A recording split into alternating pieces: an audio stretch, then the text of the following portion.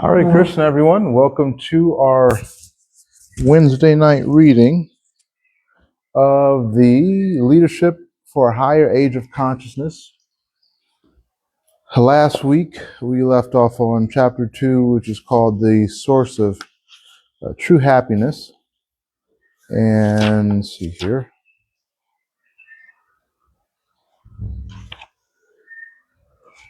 We'll begin on ancient teachings of reincarnation.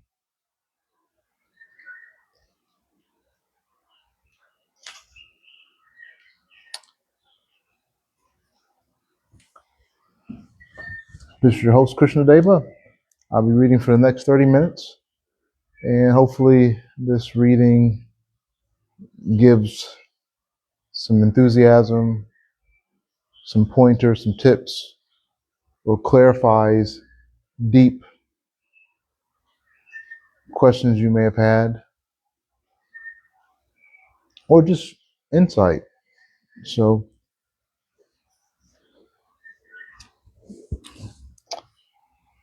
a few uncut passages in the Bible remain that refer to reincarnation, although most of the ancient teachings regarding reincarnation are no longer present in current editions.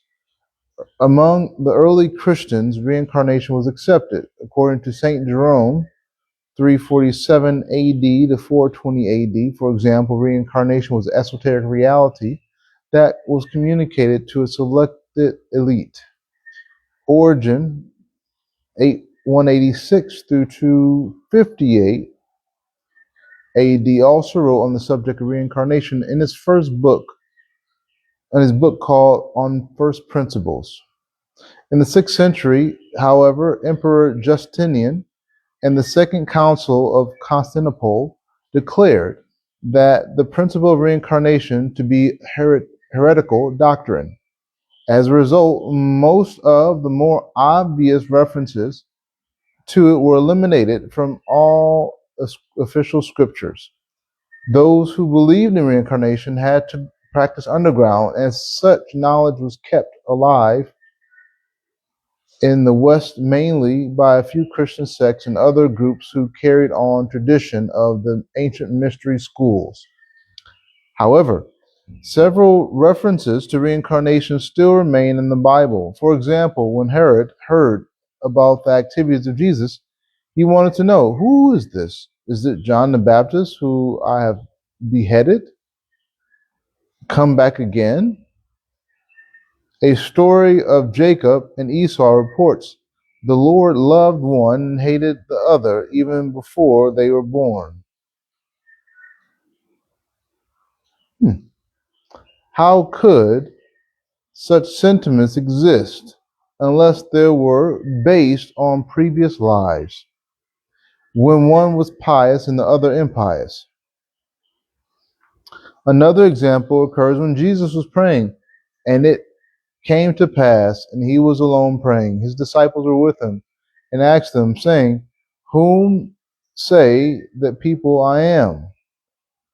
They answering said, John the Baptist, but some say Elias.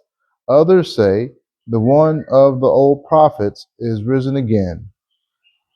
Here Jesus and the disciples are discussing reincarnation in a matter-of-fact way.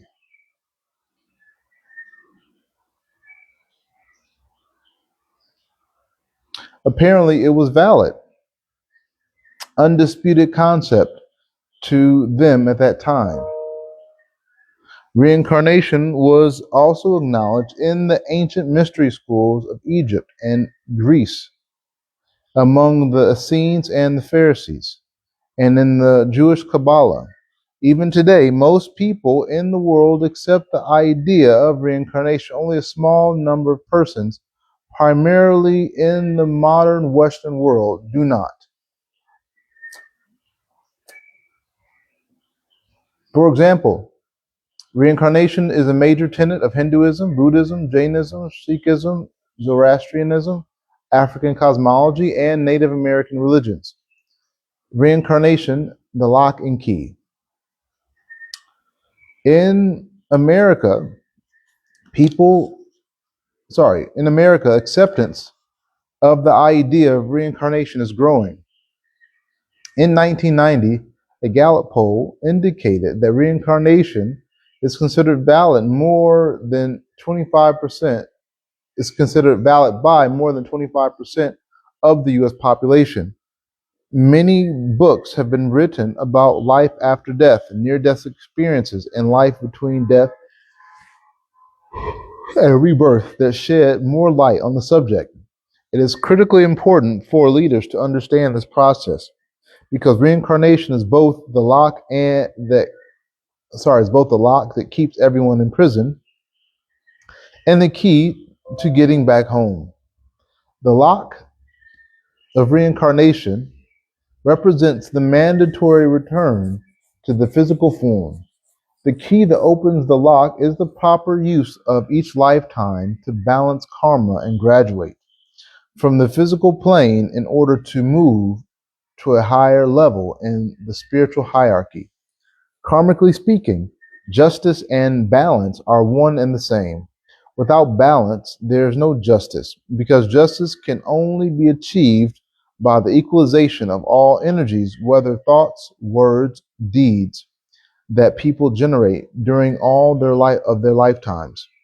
This is the cosmic accounting system that is responsible for bad things happening to good people.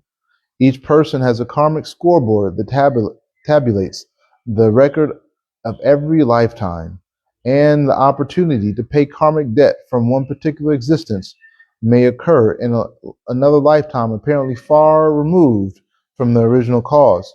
However unfair it may seem at the moment, this opportunity to balance karma at a later time is a wonderful aspect of karma law.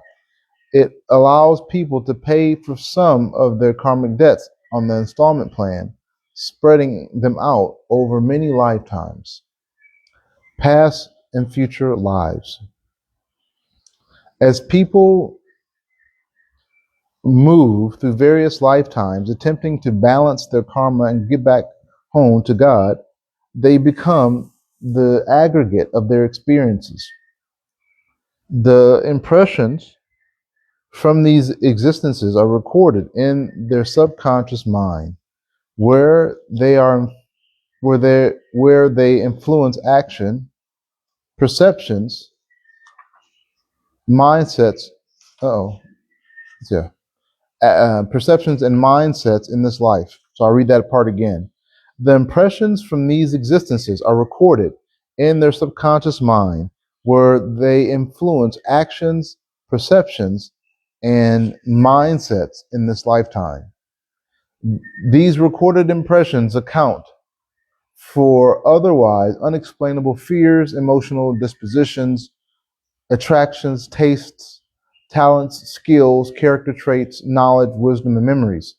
This accumulation of many lessons and experiences shed light on reasons for the unique differences among people, explaining why Mozart could compose symphonies in such a young age, while Adolf Hitler felt justified in order to sacrifice a massacre of millions, and why Jesus of Nazareth or Arjuna in the Bhagavad Gita were able to serve as examples of humanity's fullest potential, being in each case a God-man whose life was a living roadmap of of the way back home.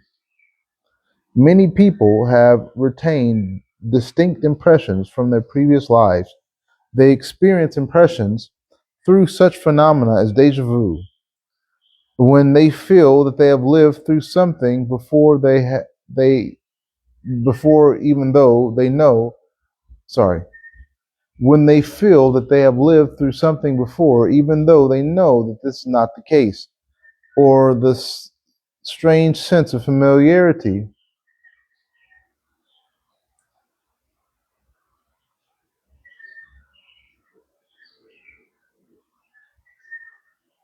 that sometimes occurs when a person meets someone for the first time. Sometimes dreams are also a reflection of experiences from earlier existences. What lies ahead in future lifetimes will be decided to a large extent by how one has behaved in this lifetime, and particularly by the state of consciousness at the time of death. For example, the Vedic scriptures teach that an individual's soul undergoes a judgment based on the quality of consciousness at death and the degree of sin or piety expressed during that lifetime. And in this judgment determines the next existence. The activities and thoughts of a lifetime become important at the moment of death because their cumulative effect will guide the soul in a particular direction. The process of judgment after death is similar to determining the next class an individual must enter in order to continue learning and eventually graduate as a liberated soul. Liberation means that one no longer has to return to the schools of the material body and the material universes, although a soul may choose to return to help others. Transcending the modes of nature. In the Bhagavad Gita, it describes three modes or principles of nature: goodness, passion, and ignorance, that determines the soul's next life. Each of these principles has certain characteristics. The principle of goodness causes an individual to be pious, humanitarian, considerate, and kind. The principle of passion makes a person self-centered, egoistic, selfish, and extremely interested in attracting adoration, distinction, and personal profit. The principle of ignorance produces someone who is lazy, obnoxious, unclean, and a disturbance to others. These three principles, which are like ropes that bind every human being, govern each thought and action, and form the environment in the material world. Becoming karma-free actually means becoming free from the influence of these modes. In each person, one mode may be more dominant than the others. The more someone is bound by these modes, the more karma remains to be balanced. The way in which these principles interact with someone's physical and subtle bodies determines the condition of that person's next life. The ultimate goal is not to be trapped by the modes, but to go directly back to God. The Bhagavad Gita explains that a person who leaves the body under the influence of the mode of goodness can go to the higher planets or be reborn on earth under auspicious circumstances, perhaps in a pious family with good education and great opulence. A person who leaves the body while subject to the mode of passion usually comes to this planet or to similar universes, material universes, to continue with lessons there. Finally, the individual in the mode of ignorance generally experiences demotion to lower hellish planets or may return to earth as a human being to subject to enhance material suffering in the form of physical disease, deformity, mental aberrations, extreme poverty, lack of beauty, or low intelligence. Indeed, someone heavily influenced by the mode of ignorance may be reborn into the animal kingdom. This is the sum and substance of what life is supposed to be about, living not as a physical body, but as a soul using the body to find a way back to God. The role of an effective leader is to create conditions in this material world to make the journey home possible. Highlights. Many people believe that happiness is obtainable simply by acquiring sufficient money, a fulfilling job, the right life partner, or a home in a desirable neighborhood. Often they become frustrated in pursuit of such goals because becoming dissatisfied with themselves, their jobs, their environments, and the people around them. They tolerate their dissatisfaction, however, thinking, if only I can achieve this next goal, I will be happy. Number 2, everyone is trying to escape the pains of being away from home. Some who do not escape kill themselves. Others resort to seeking altered states of consciousness through artificial means, such as drugs.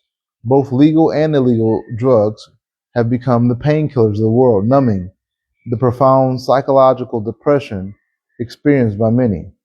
Number 3,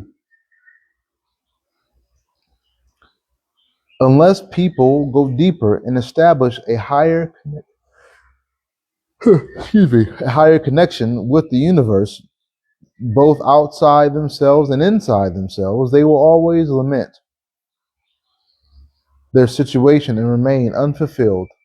Number 4, regardless of their material accomplishments, human beings may still feel incomplete because this material arena is simply not their home.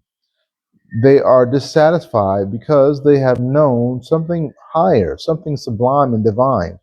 Their souls are aware of this fact, so that at the deepest soul level, they remember the ecstasy of having once been in the presence of God. Number 5, nothing in the material world, neither money, position, drugs, nor sex, can produce the ecstasy and the satisfaction that humans have already experienced when they were back where they belong at home with God. This is number 6. From the great teachers, one learns that human beings are all visitors to this material universe, which are schools or reformatory places to which people must return again and again to learn, step by step, lifetime by lifetime, how to be perfect in order to regain the association of God.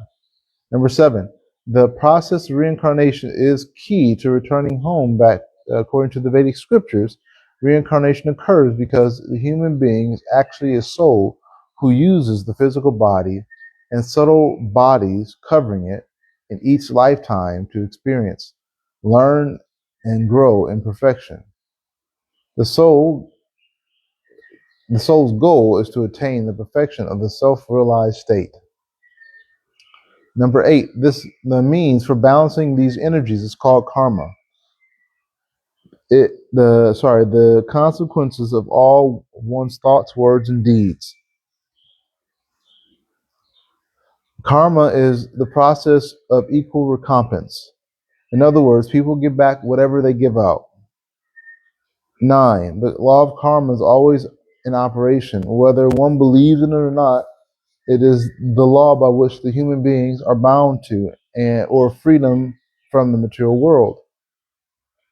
Each person's respect for this law can greatly decrease the number of lifetimes required to bring the energies of cause and effect into balance. Excuse me. As people move around through various lifetimes attempting to balance their karma and get back to God, they become the aggregate of their experiences. The impressions from these existences are recorded in their subconscious mind, where they influence actions, perceptions, and mindsets in this life. These recorded interpretations account for unexplainable fears, emotional dispositions, actions, tastes, talents, skills, character traits, knowledge, wisdom, and memories. This accumulation of many lessons and experiences sheds light on the reasons for the unique differences among human beings. Mindsets. Number 1, review the 10 essential technologies given at the beginning of this book, concentrating on number 2 and 4. Happiness on earth is knowing that as you learn to be in this world, but not of it, in control of your senses and not overly attached, you will soon be released to return home. Be aware throughout your daily activities of your level of attachment, and to what degree you are identify with the body and the bodies of others. Also notice how often you see another person as the energy of God. That's going to be a really good one. Notice how often you see another person as the energy of God. Number 2, do the following exercise with a small child or even adult. Ask the person to point to the body, organs, and limbs.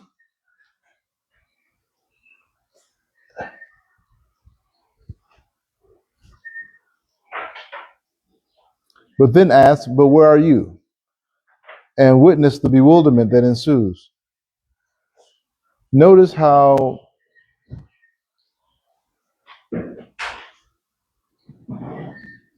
we are so aware of what we use or own, but unaware of our essence, the spirit soul. Number three, look at pictures of yourself or of a child of yours at the different ages. Reflect on how your body or personality or your child's body or personality have been constantly changing. Remind yourself of that. Although the body has changed so much and continues to change, the actual person, the soul in the body remains the same. Many people, especially in the Western countries, have never seen a dead human body. Remedy this situation by going to a funeral home just to observe the bodies there. Notice how each body is just an outward shell. As soon as the soul is gone, life ceases. They say the person has died, when in reality the body has been discarded and left. Number five, sometimes we can perceive immediately that we reap what we sow, because the karmic reaction is not delayed. Reflect on periods in your life when things seem to be going wonderfully. You may notice that at those times you are treating others favorably. Such treatment produces reciprocation in kind. Now, notice the opposite. Number six, have you ever met someone for the first time who you felt you already knew? Have you visited a place for the first time and come away feeling like you have been there before? On some occasions, perhaps you have been able to describe certain aspects of the place before you physically went there. Be aware of these experiences. These may be a result of your past life memories. Number seven, evaluate your own activities in terms of the three modes of material nature. What modes seem to be governing your life at different times? Which modes generally predominates? Study some of your associates. Study some of your associates and try to identify with modes that are expressing in different situations. Whenever you feel lonely, forsaken, or misunderstood,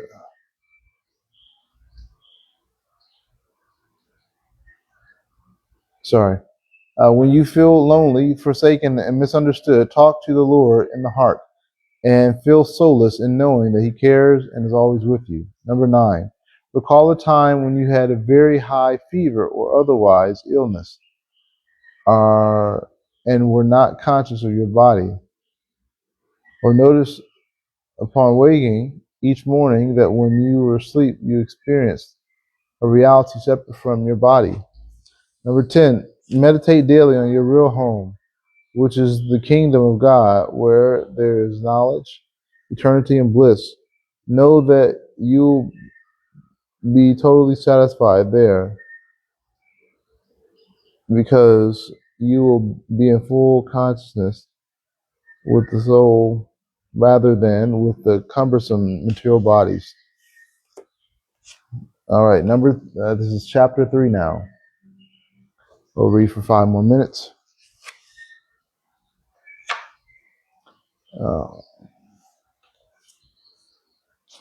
Called Activating Higher Energies.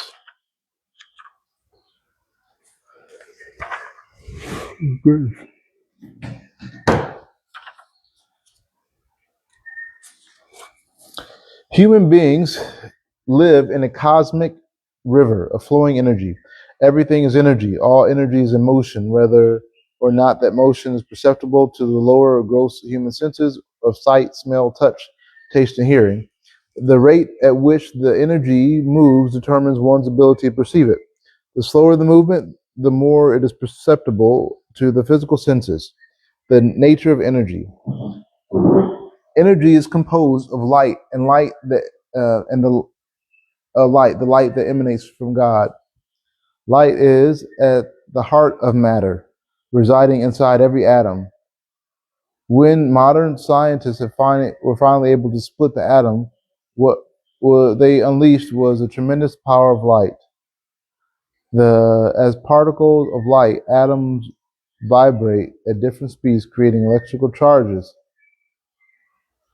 that cause them to bind together into a molecule. Among these molecules, those moving at slower rates of speed join with another to form what people perceive as the material world.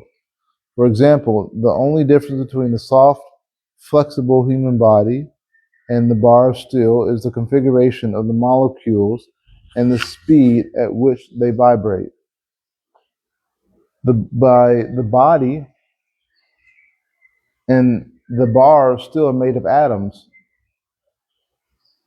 Molecules vibrating slightly more rapidly result in a pliable, less solid matter, such as liquids and gases, and those moving at even higher vibration of speed form energies known as thought, emotions, and spirit. This energetic composition of reality helps explain how everything is one. For example, the cosmic river of flowing energy is what allows the thoughts of a person to be transmitted to someone in another location. Again, he's getting into mind reading. This energetic composition of reality helps explain how everything is one. For example, the cosmic river flowing, the cosmic river of flowing energy is what allows the thoughts of one person to be transmitted to someone else in another location. This is what enabled Jesus, at the request of the Roman centurion, simply to speak the word to heal a dying man somewhere else. In the Srimad Bhagavatam, an ancient Vedic scripture, this river of energy allowed Dhruva Maharaj to affect the atmosphere of the entire universe by gaining control of the energy within his own body. It enables a loving mother to know that her child is in danger, even when the two of them are apart. Because this energy, also known as prana, mana, chi, or ki, encompasses everything that exists, it is inexhaustible. The very air people breathe is filled with it, and the entire universe can be considered an electrical energy grid that conducts these energies. In this review, a person's energy travels across the grid like sound waves, having an effect on various other energies as they move and then bouncing back in kind. Okay, let's see here. The underlying principle of the law of karma discussed earlier. The subtitle is this subsection is called Types of Energy. The underlying principle of karma discussed earlier is that people are responsible for the energy that they generate. Much of this energy takes the form of thoughts, words, and deeds. Although people can easily perceive their words and actions and frequently observe their impact, they may be tempted to believe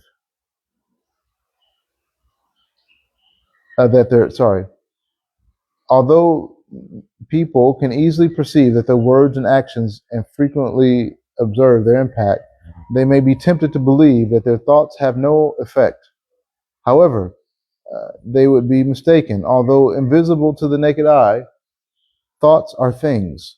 They are individual electrical entities that group themselves with similar energy form clusters. They are real, they are substantive, and they are a force that everyone can learn to balance and control. In addition to these fundamental forms of energy, people generate less obvious types of energy that are nonetheless major influences upon the world around them. These include emotional energy such as guilt, anger, fear, hate, jealousy, or envy. Sexual energy, which is so powerful that one must use it extremely carefully.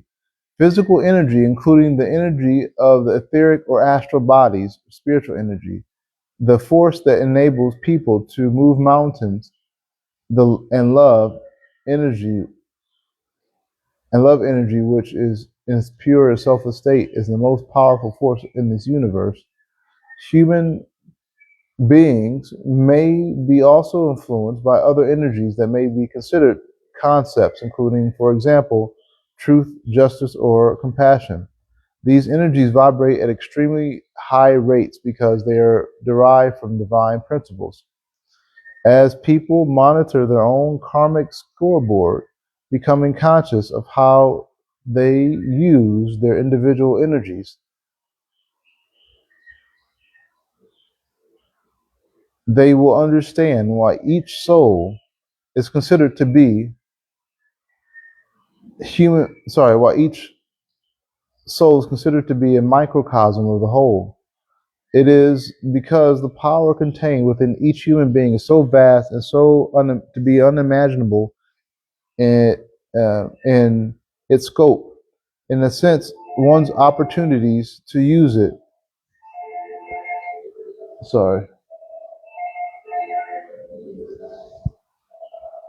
to transmute it and release it, withhold it, monitor it, or balance it, become more the only reason for being in human form.